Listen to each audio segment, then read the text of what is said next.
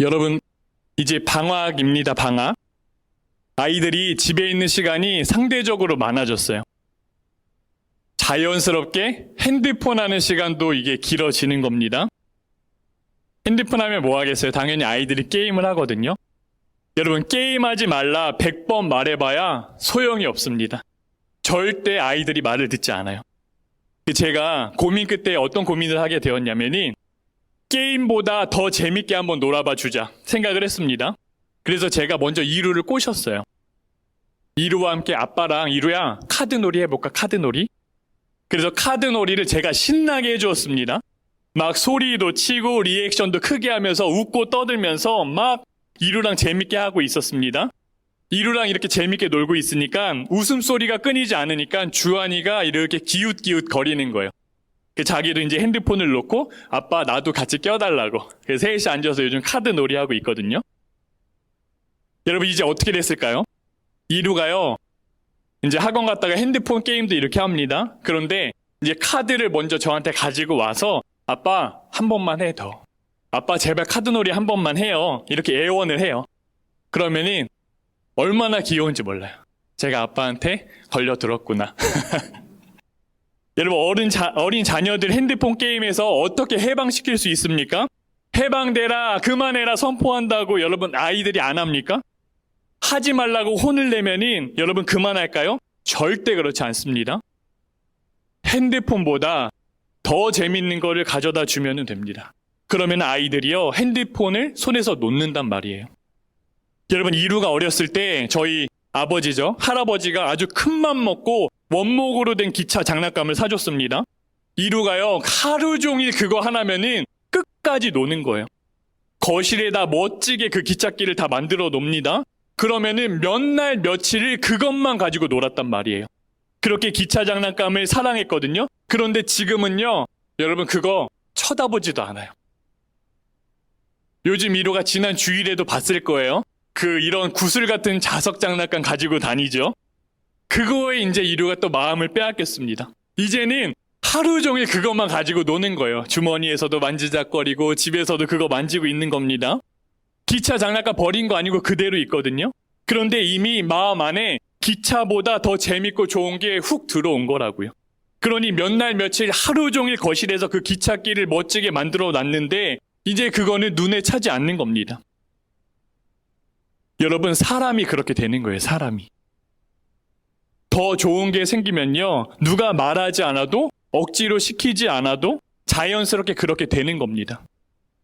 여러분, 오늘 말씀을 보면은 요한 사도가 세상이나 세상에 있는 것을 사랑하지 말라고 말합니다. 왜요?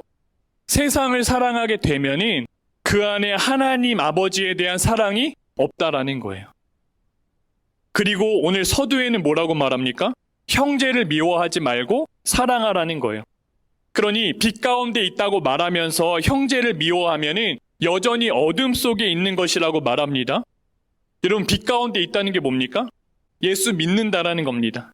예수 믿는다고 하면서 예수님을 우리가 안다라고 말하면서 형제를 미워하면은 그 사람은 예수 믿지 않는 거라는 거예요. 당시 초대교회 거짓 교사들이 있었어요. 그들이 우리는 하나님을 다 알아. 우리는 빛 가운데 있는 사람들이야. 늘 이렇게 말하고 다녔다라고요. 그런데 정작 형제를 사랑하지 않고 그저 자기 마음대로 뜻대로 사는 겁니다. 입으로는 믿는다고 여전히 말하는데 그들의 삶을 보면은 전혀 그렇지가 않은 거예요. 여러분, 사도 요한이 이들과 그들의 미혹에 흔들리고 있는 성도들에게 지금 편지를 써서 말해주는 겁니다. 입으로는 우리가 하나님을 안다고 하면서 형제 자매를 사랑하지 않으면 그건 거짓말이다. 여전히 그 사람들 어둠 속에 있는 거야. 속지 말라고 말을 해주는 거예요.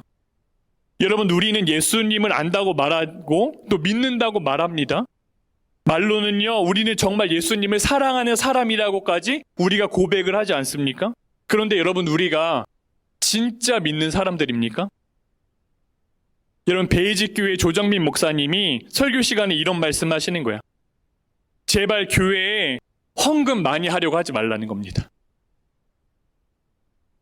기업을 일으킨 분들에게 차라리 직원들 더 나눠주라는 거예요.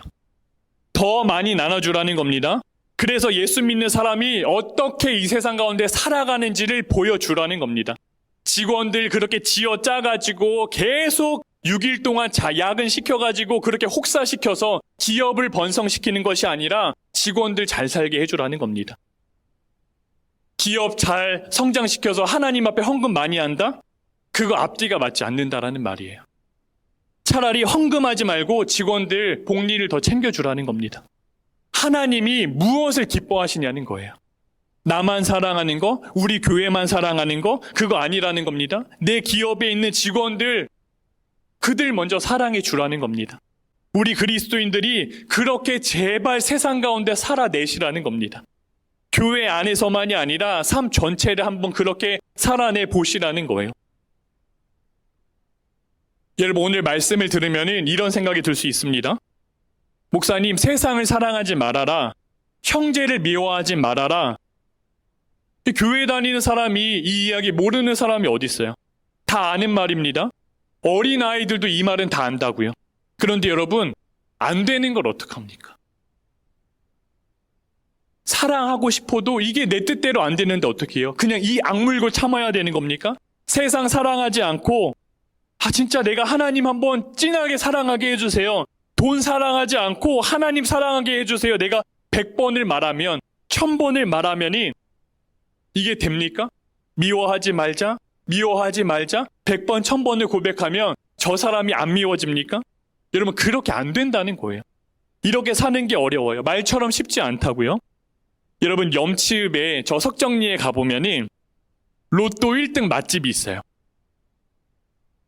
8번 정도 1등이 나왔다는 겁니다. 그 주말이 되면은 그 앞에 차 댈 데가 없어요. 쭉 늘어섭니다. 너무너무 신기한 거예요. 그 많은 사람들이 어디서 오시는지. 왜 그렇게 복권을 삽니까? 사람들이? 그 당첨되지 않은 복권만 가지고 있어도 일주일이 그냥 기대가 되고 희망이 차는 거예요. 마음이 그래요. 한 전문가가 순간 행복 쾌락 지수를 조사한 걸 딱 제가 봤습니다. 순위를 냈는데 여러분 1위가 뭘까요? 저는 로또 1등 당첨되는 게 1등인 줄 알았거든요. 그런데 그렇지가 않아요. 로또 1등은 2등이었습니다. 그러면 뭘까 제가 고민을 해봐서 혹시 첫사랑에게 고백했을 때 성공한 거? 왜냐면 제가 아내한테 고백하고 승인이라고 말해야 되나요? 뭐라고 말해야 되죠? 승낙이라고 해야 되나요? 너무 좋아가지고 막 제가 소리를 치면서 점프를 뛰었거든요. 근데 첫사랑의 고백이 성공한 것도 행복지수 1등은 아니었습니다. 그럼 월급날은요? 월급날도 아니었어요. 저 멀리 있습니다. 여러분 1위가 뭔지 아세요? 1위가 마약이라는 거예요. 저도 깜짝 놀랐거든요. 그 마약으로부터 오는 순간 행복 쾌락 지수가 무척 높다라는 겁니다. 그래서 한 번 빠지면 이게 빠져나오기가 너무너무 어렵다라는 거예요. 지난주 그 새롭게 하소서 춘천 한마음교회 문성주 집사님 간증 제가 들려드렸죠. 이분이 마약을 끊어낸 이야기를 해주시거든요. 절대로 끊어낼 수 없다라는 거예요. 그게 마약이라는 겁니다. 그런데 단 한 가지 방법이 있다고 하셨어요. 뭐라고 말씀하셨죠? 마약을 끊어낸 사람들은 예수님을 만나면 단번에 끊어진다라는 거예요. 여러분, 예수님이 그 마음에 훅 들어가시면은 이전의 것들이 다 끊어지게 되는 겁니다. 여러분, 중독 치료에서는 중독은 더 큰 중독으로 끊어내야 한다라는 말이 있습니다. 그러니 더 좋은 것으로 그 나쁜 것을 끊어내야 한다라는 거예요. 여러분, 끊어낼 수 없는 것도요, 예수님이면 다 끊어지게 되는 겁니다. 여러분, 요한 사도가 이 사실을 안 거예요. 우리는 세상이 아니라 하나님을 사랑해야 한다는 걸 압니다. 형제 미워하지 말고 사랑해야 한다는 거 우리가 다 알아요. 배워서 알고 머리로 압니다. 그런데 그게 잘 안 되지 않습니까? 인생 가운데. 여러분, 요한 사도도요, 사랑하는 성도들이 이 일이 힘들어 할 것이라는 걸 다 알아요. 이게 뜻대로 안 된다는 걸 다 아는 겁니다. 그래서 오늘 말해주는 거예요. 뭐라고 말해주냐면 오늘 저희가 성경에서 읽었어요. 너희는 이미 죄 용서함을 받았어. 그리고 태초부터 계신 분을 너희가 이미 알고 있잖아. 하나님 알고 있잖아. 악한 자로부터 너희는 이미 다 승리한 사람들이야. 자녀된 이들이여, 아버지 된 이들이여, 젊은이들이여, 어린이들이여 이렇게 말해주거든요. 그 특정인에게만 그 말을 주는 것이 아니라 강조하는 겁니다. 여러 번 강조해 주는 거예요. 모두에게 말해주는 거라고요. 우리가 누구인지를 말해주는 겁니다, 여러분. 그 사실을 알면은 하나님을 사랑할 수 있고 형제 자매 사랑이 저절로 된다라는 거예요. 여러분, 저희 주한이 꿈이 아이돌입니다. 춤, 노래 잘 춰요. 얼굴만 가지고 요즘에는 가수가 될 수 없어요. 지성도 쌓아야 되고 공부를 해야 하고 친구들하고 뛰어노는 것도 너무나 좋지만은 주한아, 너를 성장시키는데 시간을 사용해야 돼. 아무리 제가 말을 해줘도요, 귀뚱으로 들어요. 점심 먹기 전에 나가서 저녁 먹을 때 들어온다고요. 게임하고 친구들하고 놀기 바쁩니다. 여러분, 주한이가 하루는 저한테 와서 이렇게 말하는 거예요. 아빠, 누구누구는 핸드폰도 최신형이고 아이패드도 있대요. 딱 알죠? 무슨 말이죠? 이거 사달라는 거거든요. 그래서 제가 물어봤어요. 주한아, 그 친구들은 핸드폰이랑 태블릿을 빼고 그 친구들 아빠한테 설명해 줄 수 있어? 그 친구들 어떤 친구들이야? 설명을 못해요. 그럼 그걸로 뭐하니? 게임하고 영상을 본다는 겁니다. 여러분, 제가 그래서 이렇게 말해줬어요. 주한아, 최신형 핸드폰이 너를 설명할 수 없어. 태블릿이 너를 설명해 줄 수 없는 거야. 주한이 꿈이 아이돌이잖아? 주한아, 세상이 너를 볼 때 뭘로 알아야 돼? 최신형 핸드폰을 가진 아이로 알아야 될까? 그러면 또 다른 최신형 핸드폰이 나오면은 주한이는 어떤 사람이 되는 거야? 아무것도 아닌 사람이 되는 거잖아요. 세상이 주한이를 볼 때 노래 잘하는 아이, 춤 잘 추는 아이, 춤출 때 즐거워하는 아이, 그리고 그 꿈을 통해서 하나님을 전하는 아이, 그렇게 알아야지. 주한이가 이 이야기를 듣고 끄덕끄덕 거리는 겁니다. 그리고 주한이가요, 친구들이랑 노는 시간을 이제 조금씩 스스로 조절을 하는 거예요. 그리고 스스로 공부도 하는 겁니다. 체력을 기른다고 이제 줄넘기도 해요. 노래도 엄청 잘 불러요. 노래 연습을 얼마나 하는지 저희 집에 방학 내내 가수가 와 있는 것 같아요. 가수가. 창문을 많이 하면 늘긴 하겠죠. 네. 아침 저녁으로 기도도 하라고 제가 이렇게 권면을 해줬다고요. 여러분, 내가 누구인지 알면 달라지는 겁니다. 좋아하던 일이 바뀌게 되는 거예요.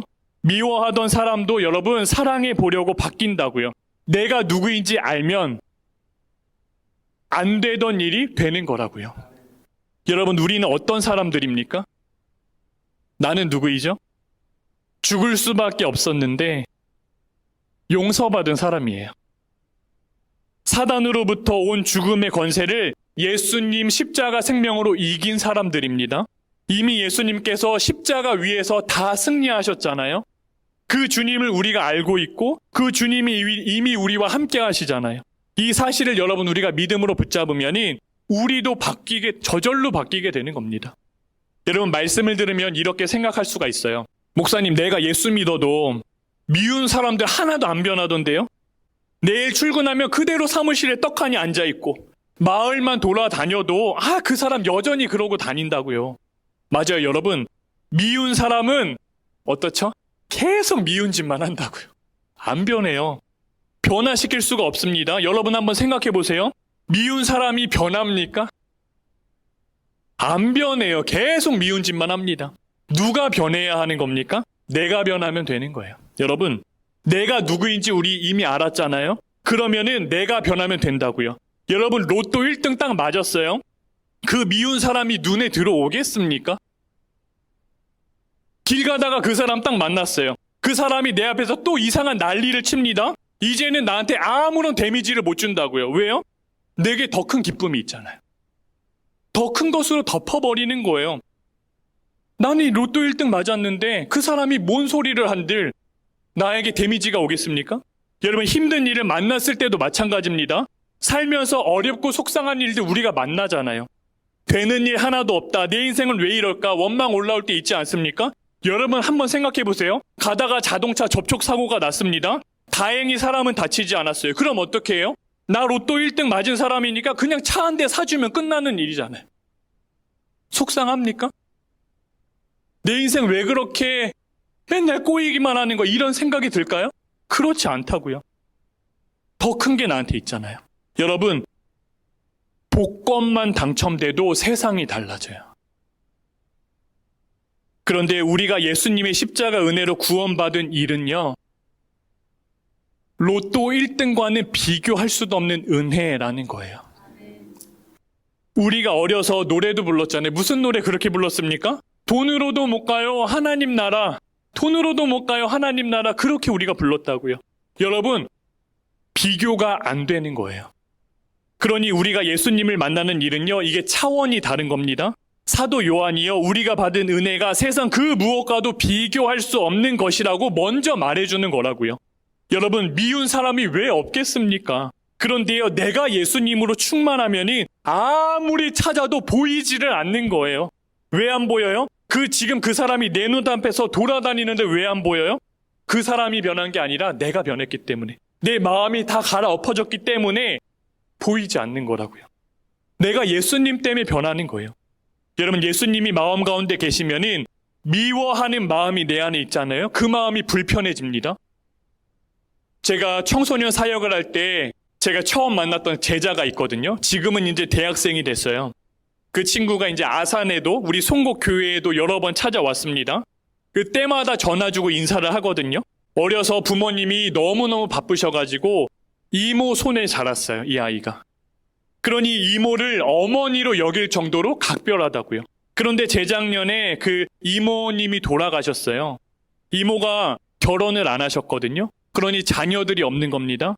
그 유산을 형제 자매에게 주셨고, 그 다음에 제 제자한테도 같이 나눠주셨어요. 외삼촌이 그거를 알고 이모님 장례식장에서 언성이 높아지신 겁니다. 분명 이모가 외삼촌에게도 유산을 남겨주셨거든요. 그런데 조카에게까지 유산이 가는 일이 못마땅하신 거예요. 가족들 앞에서 이것 때문에 싸움이 벌어진 겁니다.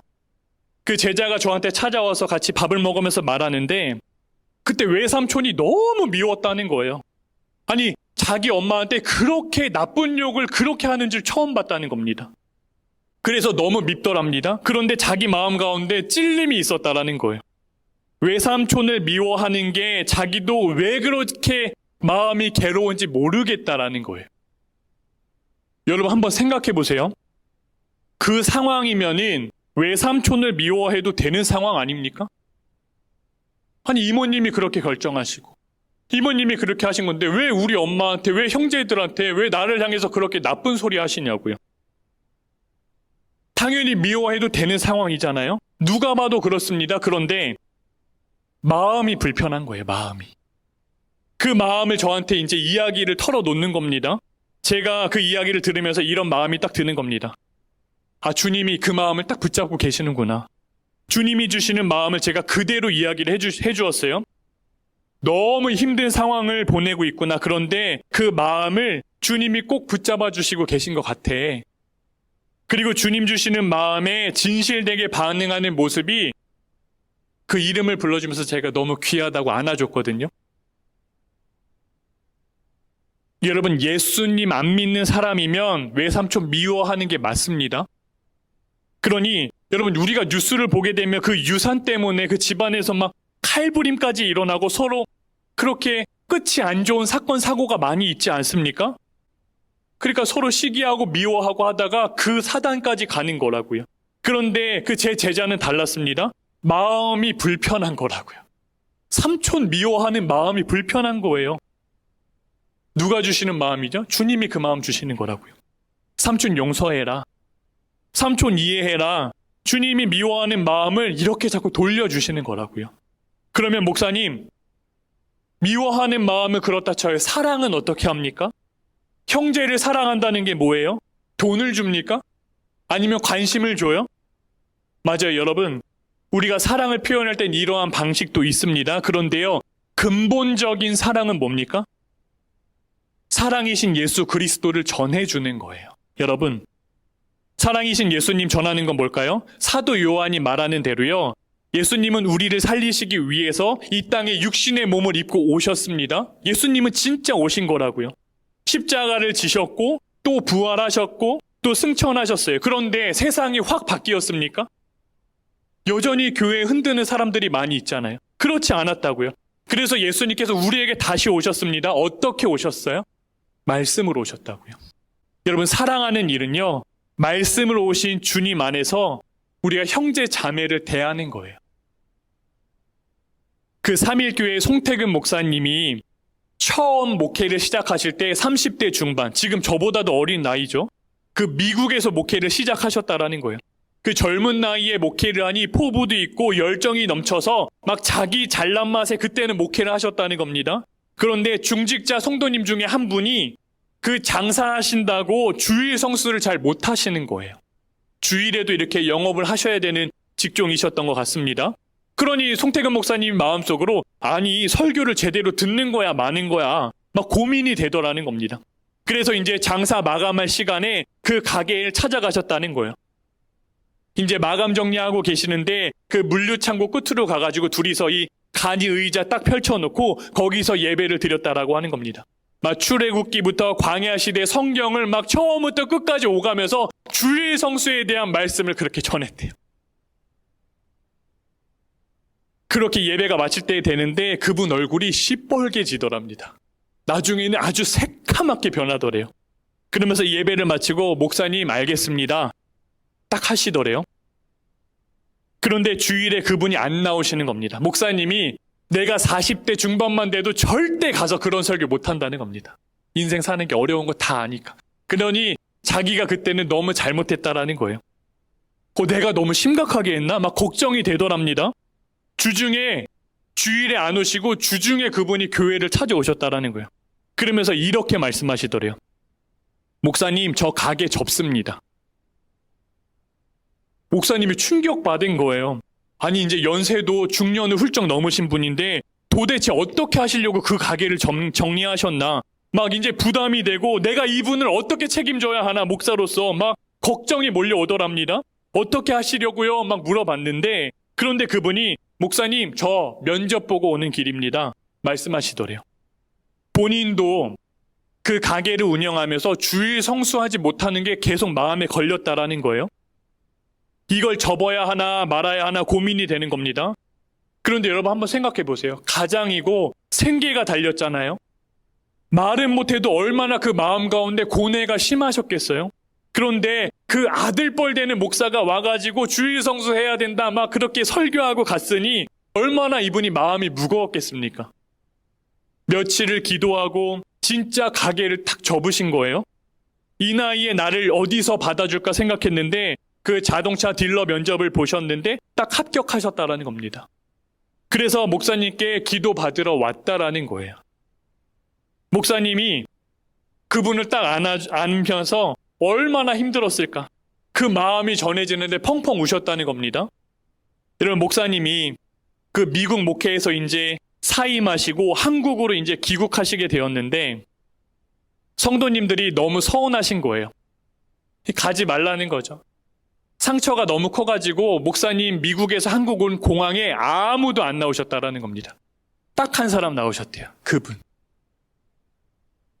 그 가정이 나오셨다는 겁니다. 그래서 뭐라고 말씀하시냐면은 목사님, 내 남은 인생에 있어서 목사님이 정말 이정표를 만들어 주셨습니다.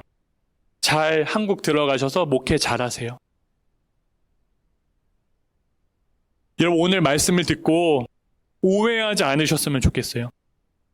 무조건 주일 성수해야 한다.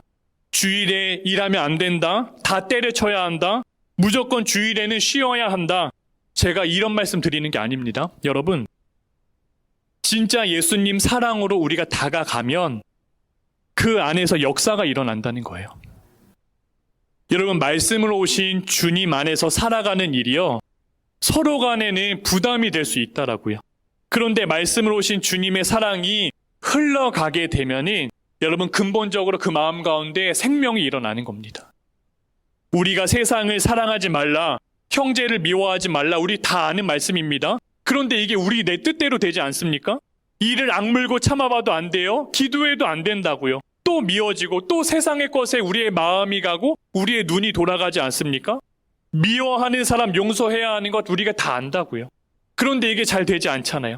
생각만 해도 그 사람 이름만 떠올려도 화가 치밀어 오르고 그 그 사람 얼굴만 떠올려도 기도가 막히잖아요. 나중에는요, 나는 진짜 안 되는 사람인가 보다. 나는 사랑은 나랑은 아닌가 보다. 이렇게 자책하게 되지 않습니까? 여러분, 세상과 주님 사이에서 또 우리가 흔들릴 때도 있잖아요. 주일인데 이거 하나 내가 잡아서 하면은 돈이 얼만데, 이거 하나 잡아서 하면 내가 회사에 주는 이익이 얼마고 내 가치가 올라가는데, 다들 앞서가는데 나만 계속 신앙생활 한다고 뒤처지는 거 아닌가? 세상의 것을 놓으면은 내가 도태되는 것 같고 실패하는 것 같은 느낌을 받을 때가 있단 말이에요. 우리가 주님 사랑해야 하는 거 다 압니다. 그런데 당장 우리는 또 이 땅 가운데 먹고 살아야 하잖아요. 그러니 세상 가운데 이러지도 못하고 저러지도 못할 때가 정말 많이 있단 말이에요. 여러분, 그런 가운데 우리가 낙심하지 말고 무너지지 않는 겁니다. 주님께서 일단 그 마음을 다 아신다는 거예요. 그런 우리를 너무나 사랑하셔서 주님 십자가도 마다하지 않으셨습니까? 여러분, 그 사랑이 우리 안에 있다라는 겁니다. 그러니 주님의 그 사랑이 우리 안에 있음이 믿어지면 아까 말씀드린 그 미운 사람이 달리 보이게 되는 거라고요. 세상 것들이 예전처럼 보이지 않게 되는 겁니다. 더 큰 사랑이 우리 마음 가운데 쑥 들어온 걸 내가 믿음으로 붙잡게 되면은 이전 것들이 자연스럽게 여러분 내려놓아지게 되는 거라고요.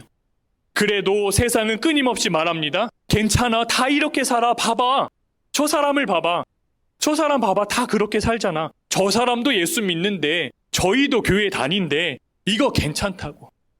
이거 안 하면 너 뒤처지고 실패하는 거야. 그러나 여러분, 주님의 그 사랑을 의지하면, 그 사랑 우리가 의지하면서 한 걸음을 내딛어 보면은 다른 겁니다. 아까 말씀드린 그 송태근 목사님, 성도님의 고백하셨잖아요. 여러분, 내 남은 인생에 있어서 정말 이정표를 만들어 주셨습니다. 여러분, 그분에게 그 한 걸음이 얼마나 두려웠겠습니까? 생각 한번 해보세요. 어떻게 가게 문을 닫습니까? 그런데 그 한 걸음 내딛었을 때 주님이 인도하시는 거예요. 그런데 남은 인생의 이정표가 그렇게 되어주시지 않습니까? 여러분, 그 용기의 한 걸음에 주님이 반드시 함께 하시는 겁니다. 우리가 혼자 걸어가는 게 아닙니다. 십자가에서 나를 살리신 그 주님이 여러분 그 한 걸음을 내디딜 때 함께 걸어가시는 거라고요. 우리가 주님 손 꼭 붙잡고 날마다 승리의 삶이 우리의 삶 가운데 나타나시기를 주님의 이름으로 축복을 드립니다.